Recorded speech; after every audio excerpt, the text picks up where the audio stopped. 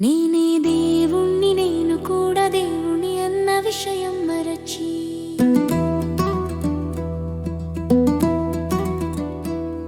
నేనే దేవుణ్ణి నేను కూడా దేవుని అన్న విషయం మరచి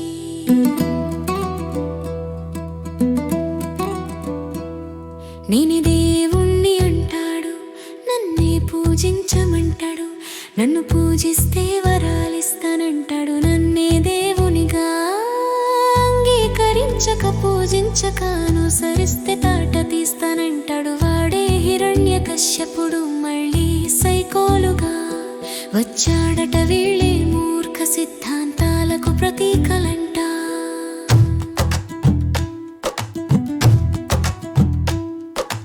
అందరూ దేవుళ్ళేనంట అంతటా దేవుడే ఉన్నాడంట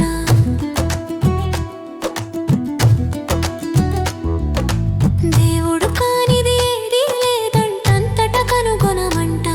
అని అనేవాడే మన ప్రహ్లాదుడంట అతనే మన సనాతన ధర్మానికి ఇంద్రతీక అంట నేనే దేవుణ్ణి నేను కూడా దేవుణ్ణి అన్న విషయం మరచి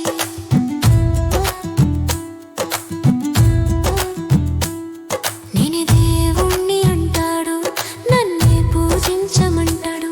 నన్ను పూజిస్తే వరాలిస్తానంటాడు నన్నే దేవునిగా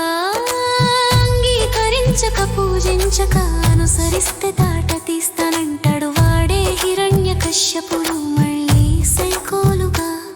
వచ్చాడట వీళ్ళే మూర్ఖ సిద్ధాంతాలకు ప్రతీకలంట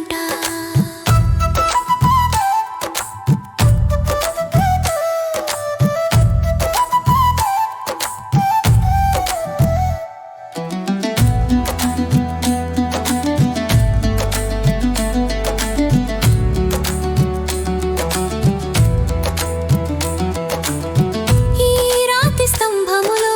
ఉన్నాడా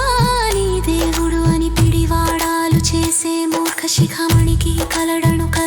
మనమున నిక్కముగా నొక్కి వక్కడించగా హరినే కనుగొనమని చూపించేనట మన ప్రహ్లాదుడు మన సనాతన ధర్మానికి ప్రతీకగా నేనే దేవుణ్ణి నేను కూడా దేవుణ్ణి అన్న విషయం మరచి